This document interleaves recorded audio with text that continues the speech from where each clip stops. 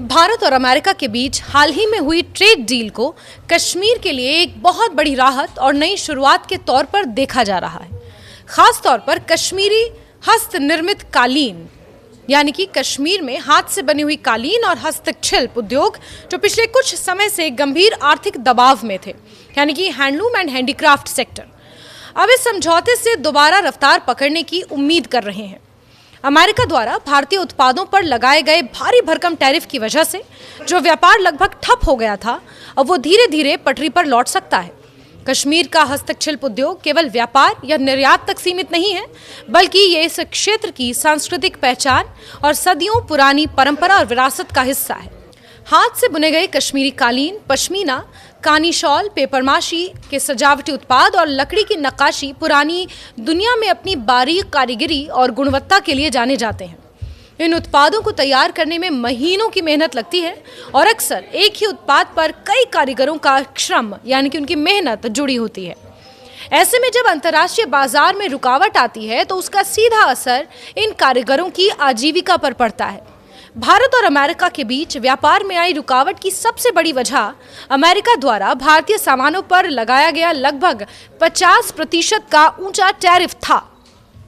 इस टैरिफ के कारण भारतीय हस्त निर्मित कालीन और अन्य हस्तशिल्प यानी कि हैंडलूम प्रोडक्ट्स अमेरिकी बाजार में बेहद महंगे हो गए थे।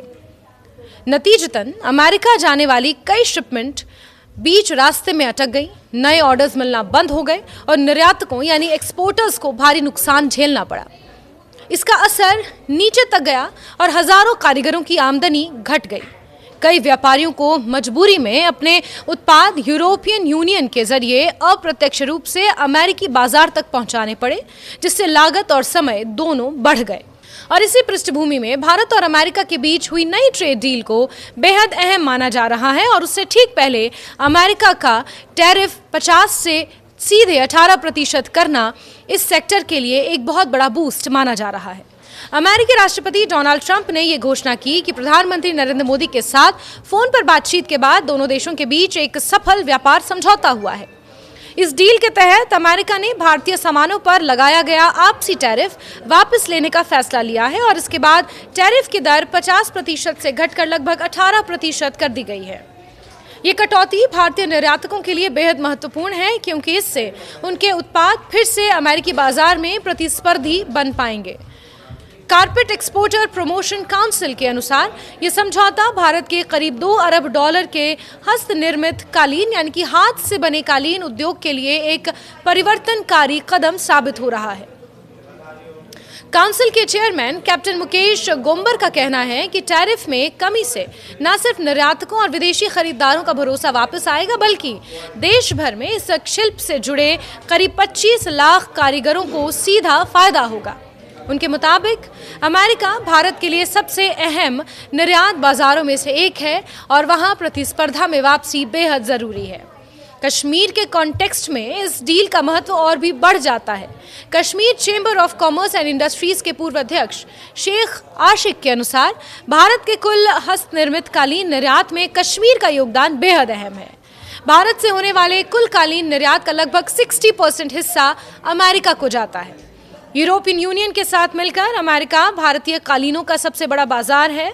ऐसे में अमेरिकी बाजार में आई किसी भी रुकावट का सीधा असर कश्मीर की इकोनॉमी पर पड़ता है।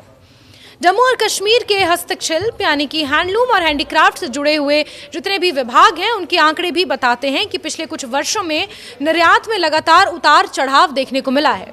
अगर साल दर साल देखें, साल 2017-18 की बात करें तो हस्तशिल्प और कालीन निर्यात 452 करोड़ रुपए से ज्यादा था, लेकिन इसके बाद धीरे धीरे इसमें गिरावट आई। कोविड का दौर आया और उसके बाद साल 2021 और 22 में ये घटकर 251 करोड़ रुपए के आसपास रह गया।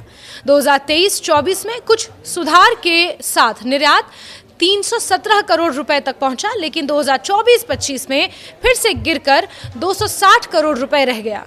2025-26 की पहली तिमाही में निर्यात केवल 56.95 करोड़ रुपए रहा, जो इस सेक्टर की कमजोर स्थिति को साफ दिखाता है।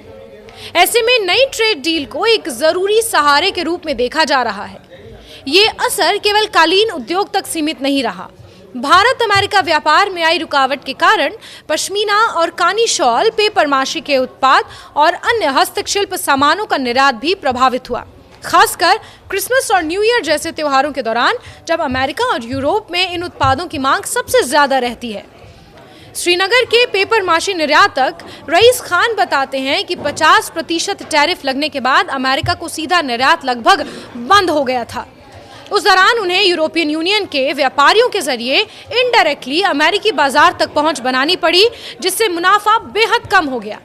अब नई ट्रेड डील के बाद निर्यातकों यानी एक्सपोर्टर्स को उम्मीद है कि फिर से सीधे अमेरिकी व्यापारियों के साथ काम वो कर पाएंगे। इससे न केवल लागत कम होगी बल्कि ऑर्डर भी बढ़ने की संभावना है। कश्मीर कारीगर पुनर्वास मंच के प्रतिनिधि परवेज अहमद का भी ये मानना है कि टैरिफ बढ़ने के बाद जो ऑर्डर रुक गए थे अब वो दोबारा शुरू हो सकेंगे। इससे कारीगरों की आमदनी बढ़ेगी और उन्हें अपनी मेहनत का सही दाम मिलने की उम्मीद जगेगी। हालांकि अभी समझौते की सही तकनीकी शर्तें सार्वजनिक नहीं की गई हैं। वाणिज्यिक और उद्योग मंत्री पीयूष गोयल के अनुसार भारत और अमेरिका के बीच बातचीत का अंतिम दौर चल रहा है और जल्द ही डील को औपचारिक रूप से अंतिम रूप दिया जाएगा। इसके बाद दोनों देशों की ओर से एक संयुक्त बयान भी जारी किया जाएगा, जिसमें समझौते की पूरी जानकारी ऑफिशियली साझा की जाएगी। कुल मिलाकर Bharat America trade deal Kashmir के हाथ से बनाए गए कालीन और हैंडलूम और हैंडीक्राफ्ट उद्योग के लिए सिर्फ एक व्यापारिक समझौता नहीं है, बल्कि लाखों कारीगरों के लिए उम्मीद की नई किरण है। अगर ये समझौता सही तरीके से लागू होता है और भविष्य में ऐसी रुकावटें नहीं आती, तो कश्मीर का हस्तशिल्प उद्योग एक बार फिर से वैश्विक बाजार में अपनी पुरानी पहचान और चमक हासिल कर सकता है।